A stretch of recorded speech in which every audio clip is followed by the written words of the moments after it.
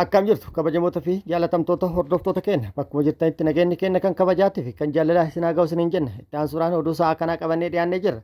Hanga dhuma sagantaa kanaatti hojii turaan affeerraa keenya kun biiftuu oroodha keessan jajjabeeffadha. Kallattiimaan gara mata duree oduu amma qabadhetti yeroo dabru oduun jalqaba. Oromiyaa keessatti rakkoon geejjibaa akkaan hammaatee jira. Baanii galuun hin danda'amne. Aanaa tokkorraa aanaa tokko dhaquun hin danda'amne jechuudhaan jiraattonni rakkoon hamaan jiraattonni himanii jiru. Dabalata odeeffannoo kana qabannee jirra.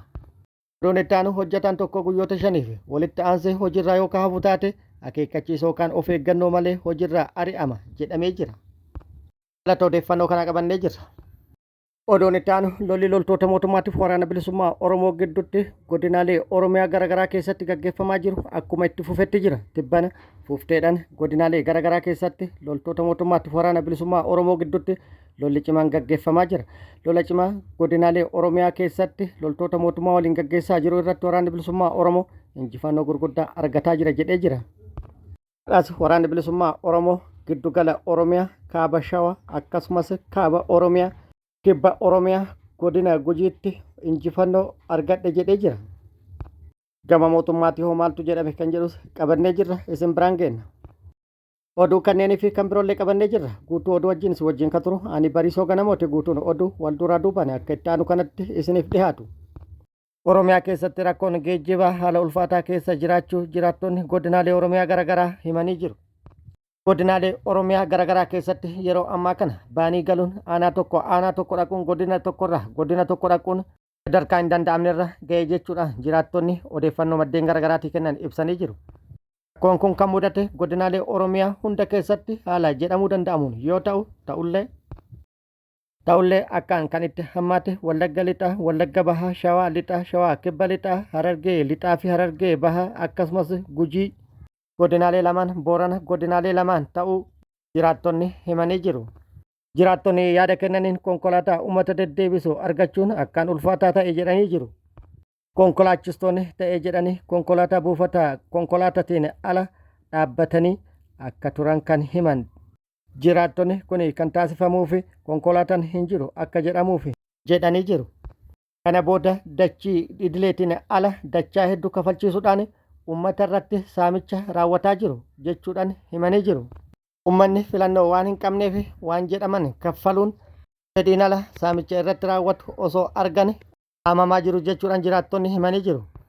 Rakkoon kun immoo rakkoo Oromiyaa qofa osoo hin taane akka guutuu biyyaatti rakkoo jirudha. Gaambeellatti boba'aan gabaarraa dhabame gabaa gurraacha irraa liitira tokko birrii 1,500 bitamaa jira jedhamee jira. Biraatiin mootummaan rakkoo jiru kana waan quba hin qabne fakkaata. Diinagdeen biyyattii guddatee jira jechuudhaan gabaasa dhiyeessee ture. Diinagdeen biyyattii diijitii guddaan guddatuu fi jijjiiramni guddaan gama diinagdeetiin dhufaa jiraachuu fi kan dhufe ta'u guyyoota dura muummichi ministeera Itoophiyaa gabaasee ture. Qabatama lafa jiruu fi haala jireenya biyyattiin keessa jirtuun garuu waliif haalladha.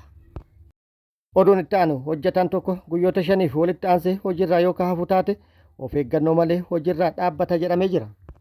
Boqonnaa fi eeyyamoota adda addaa malee hojjetaan guyyoota 5 walitti aansee hojiirraa yoo hafe akeekkachiisa malee waliigaltee hojii addaan kutuun akka danda'u hiikni seeraa itti kennamee jira.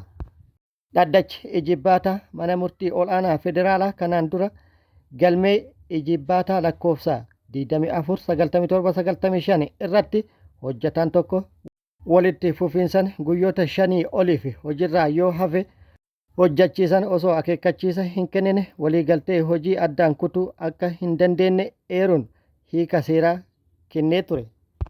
Haa ta'u malee dhaddachi Ijibbaataa amma hiika seeraa hojjechiisan guyyoota tokkoof akeekkachiisa osoo hin kennin hojii irraa gaggeessuu hin danda'u jedhu diigee jira. Haaluma kanaan eeyyama boqonnaa fi hayyamoota adda addaa malee hojjetaan tokko guyyoota hojii 5 walitti aansuun hojii yoo irraa hafe akeekkachiisa barreeffama malee waliigaltee hojii addaan kutuu ni danda'ama hiika jedhu kenneera. Oduun itti aanu humnoonni mootummaa maqaa sakattaa waraana bilisummaa Oromootiin guutuu Oromiyaa keessatti bobbaafaman namoota nagaa irratti haleellaa raawwatan cimee itti fufee jira. Badii tokko malee namoota nagaa irratti haleellaa raawwatuun lubbuu galaafatuun hojii isaanii ta'ee jira. badii tokko malee ajjecha waraana mootummaatti namoota nagaa irratti raawwatame akka itti aanu kanatti isiniif qabannee jirra. Aanaa Martii keessatti loltoonni bilisiginnaa abbaa ijoollee torbaa tokko ajjeesanii namoota hedduus hidhuun dhaga'ame. Godina Arsii Bahaa Aanaa Martii ganda bootichaa Doolee jedhamu keessatti loltoonni bilisiginnaa nama maqaan isaa Obbo Lammii Ulloo Roobaa jedhamu abbaa ijoollee torbaa kan ta'e mana isaa keessaa qabuun hidhanii raarsaa ergaa turanii booda Ebile 21/2026 mana hidhaa irraa baasuun bakka addaa Dhokachoo jedhamutti geessanii ajjeesuun reeffa isaa bakkeetti gatanii deemuu jiraattonni himanii jiru. Namni kun qonnaan bulaa akkuma nama kamiiyyuu lafa isaa qotatee maatii isaa jiraachisuudha malee tuttuqaa qaama siyaasaa kamuu kan hin qabne yoo ta'u, loltoonni kunneen garuu maqaa hidhata waraana bilisummaa Oromoo qabda jedhutti maxxansanii akka ajjeesan jiraattonni dabalataan ifoomsanii jiru. Oduu biroon immoo aanichuma ganda gulugootaa baadiyaa jedhamu keessatti Ebile 2026 namoota magaalaa deemuuf ganda baadiyaa irraa gara magaalaa Booleetti imalaa turan daandii gubbaatti eeguun afaan qawween ukkaamsanii gara magaalaa aanichaa kan taate Abboomsaatti geessu jiraattonni ifoomsanii jiru. Namoota haala kanaan ukkaamfamanii irarfamaa jiran keessaa muraasni maqaan Nugee, Umar Abdallaa, Jibriil Bakaree, Ibrahim Asanoo, Jannaa Aajii fi Saggaa'ee Makuraa kanneen jedhamanidha. Akka jiraattonni jedhanitti namoota qabaman kana maatiin isaanii iyyaafachuuf yeroo gara magaalaa aanichaa deeman isaan kana booda waraanaa hin barbaadinaa jechuun maatii ari'aa turuun addeeffameera. Oduun itti aanu lolli loltoota mootummaatiif waraana bilisummaa Oromoo gidduutti guutuu Oromiyaa keessatti haala jedhamuu danda'amuun gaggeeffamaa jiru akkuma itti fufetti jira. Tibbana waraanni bilisummaa Oromoo Oromiyaa bakkoota garaagaraatti loltoota mootummaa waliin lola ciccimaa gaggeessa jedhee jira. Lola loltoota mootummaa waliin tibbana fuufteedhaan zoonilee Oromiyaa garaagaraa keessatti gaggeessaa ture irratti miidhaa guddaa loltoota mootummaa irratti dhaqqabsiisuun injifannoo gurguddaa argadhe jedhee jira. Loltoota mootummaa hedduu hojiin ala taasisuun hedduu booji'uun mooraalee waraana mootummaa hedduu hojiin ala taasisuun meeshaalee waraanaa hedduu xiqqaa hanga guddaatti hiikkatuun injifannoo galmeessa jedhee jira. Har'as waraanni bilisummaa Oromoo zoonii giddugala Oromiyaa kaaba Shawaa aanaalee garaagaraa keessatti akkasumas kaaba Oromiyaa godina Wallootti akkasumas haaluma wal fakkaatuun kibba Oromiyaa godina Gujiitti loltoota mootummaa waliin lola gaggeessaa ture irratti injifannoo gurguddaa argadhe jedhee jira. Oduun injifannoo kibba Oromiyaa godina Gujii irraa nu ga'e kan bubbuleedha sababa neetwoorkiitiin yeroodhaan osoo nu hin gahin kan hafeedha. Oduun kunis waraanni bilisummaa Oromoo zoonii kibbaa Woboon zoonii madda albuudaa guyyaa gaafa 16/4/2026 jechuun Ebile 16/2026 godina Gujii Bahaa aanaa Odoo Shaakkisotti lola loltoota mootummaa waliin gaggeesse irratti miidhaa guddaa loltoota mootummaa irratti dhaqqabsiisuun injifannoo argadhe jedhee jira. Lola kana kan gaggeesse gandoota lama keessatti yoo ta'u, gandoonni kunneenis ganda Halloonaa fi ganda Qorcaa jedhaman yoo ta'an, lola gandoota kana lamaanitti gaggeeffame irratti waraanni bilisummaa Oromoo miidhaa guddaa kan qaamatee fi kan lubbuu loltoota mootummaa irratti dhaqqabsiise jedhee jira. Meeshaalee waraanaa hedduus hiikkadhe jedhee jira. Meeshaaleen hiikkadhe jedhanis kan viidiyoo irratti argitan kana yoo ta'u, meeshaalee kanneen irraa hiikkatuun loltoota hedduu madeessuun heddummaa addunyaa kanarraa godaansisuun injifannoo argadhe jedhee jira. Oduun injifannoo inni biraamoo giddugala Oromiyaatti waraanni bilisummaa Oromoo zoonii giddugala kaaba Shawaatti aanota garaagaraa keessatti guyyaa kaleessa lola bal'aa gaggeessee ture. Lola bal'aa gaggeessinis miidhaa guddaa loltoota mootummaa irratti dhaqqabsiisuun injifannoo gurguddaa argadhe jedhee jira. Lola waraanni bilisummaa Oromootii fi loltoonni mootummaa aanaa Degam iddoo addaa Alii Dooroo jedhamutti guyyaa kaleessa gaggeessan isiniin geennee turre.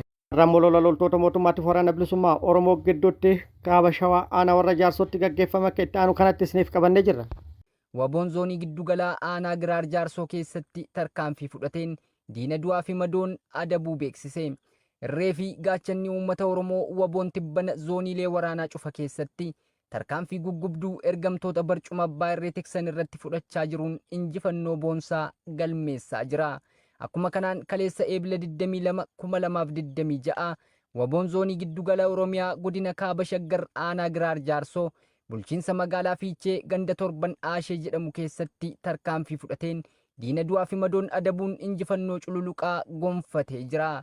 Tarkaanfii fudhatame kanaan itti aanaa kantiibaa magaalaa Fiichee tokko yoo madeessu poolisii 3 fi milishaa 2 immoo du'aan geggeessee jira. Lolli kaaba Oromiyaa godina Wallootti loltoota mootummaatiif waraana bilisummaa Oromoo gidduutti gaggeeffamee jira. Lola kanaanis waraanni bilisummaa Oromoo injifannoo argadhe jedhee jira. Waboon zoonii kaabaa godina Walloo aanaa Harxummaa Fursee fi aanaa Baatee keessatti diina du'aa fi madoon adabe. abdii fi waanteen sabaa gootichi waraanni bilisummaa Oromoo diina maqaa sakattaa waboo da'eeffachuun qe'ee hawaasa nagaatti bobba'uudhaan uummata Oromoo irratti duula duguggaa sanyii raawwachaa oolan kan lubbuu namoota nagaa guyyuu obbaasuu hojii idilee isaanii godhatan ergamtoota maafiyaa Abiyyi Ahmed irratti tarkaanfii keessa deebii hin qabne fudhachuu jabeesseetti fufee jira.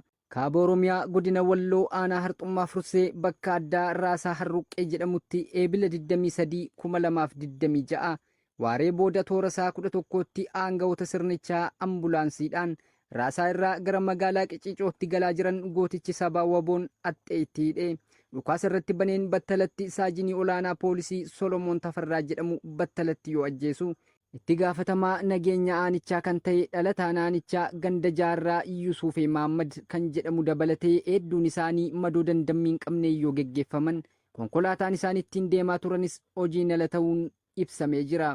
Tarkaanfii jajjabeen waboon tiksitoota impaayeratti irratti fudhatamu ittuma fufuun godinichuma aanaa baateetti eebila 23 2026 ganama sa'a 3 irraa eegaluun lola risaan mataa daabee waboon bakka addaa ulaa fi eddoo jedhamutti hanga waaree booda sa'a 10tti taasisaa ooleen humna diinaa irraa 4 ol battalatti ajjeesuun aanaa baatee irraa obbo Fiqaaduu nama jedhamu dabalatee namoota 6 ol madoo cimaan adabee kan hafte barraaqsee gargar bittinneessuun qaanessee of booda deebisuun injifannoo cululuqaa galmeessee jira. Lola guyyaa kaleessaa kaaba shawaa aanaa dagamitti loltoota mootummaatti waraana bilisummaa Oromoo gidduutti gaggeeffamee ture irratti miidhaan guddaan loltoota mootummaa irratti dhaqqabe jedhee jira waraanni bilisummaa Oromoo. Lola loltoota mootummaatti waraana bilisummaa Oromoo gidduutti kaleessa gaggeeffame kana irratti loltoonni mootummaa hedduun addunyaa kanarraa godaanan jedhee jira. Dabalannee odeeffannoo kanaa kunooti. Injifannoo gootichi waraana bilisummaa Oromoo kaaba shagaraana dagam ganda anna jiru bakka adda bishaan diima jedhamutti gootichi waraana bilisummaa Oromoo injifannoo argatee jira. Loli gootichaa fi ijoollee PP gidduu ture kun waraanni bilisummaa Oromoo akkuma injifannoo ayyaantummaa abba isaatiin milkii argachuun beekamee jira. Injifannoo guyyaa har'aatiin loltuu sirna keessaa warri lola kan irratti hirmaatan namni 27 bakka hin deebinetti ergamanii jiru. Namni 11 qoree bootiin waraanamanii aanaa dagama keessatti akka yaalamaa jiran ogeeyyoti aanichaa himanii jiru.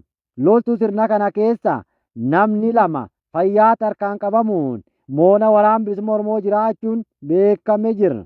Gara meeshaatiin akkaama babbareedduu 13 hidhannoo guutuu waliin irra hiikkatee jira. Qophii isaan baatanii dhufan hedduu gachisiisee dookumentii gola nyaaphaa hedduu irra guurrachuun injifannoo argatee jira. Lola guyyaa har'aa wanti adda godha keessaa lolichi daandii guddichi Finfinnee irraa bahu naannoo Amaaraa wal qunnamsiisu. Fageenyi gabaabaa jidduutti ijoolleen mata guduruu kun kaan harkaan qabu waan barbaachiif gangalchite irra hiikkattee jirti. Waraanni bilisummaa Oromoo injifannoon kun akka itti fufu ajajootii waraanichaa lola kan keessa warri turan himanii jiru.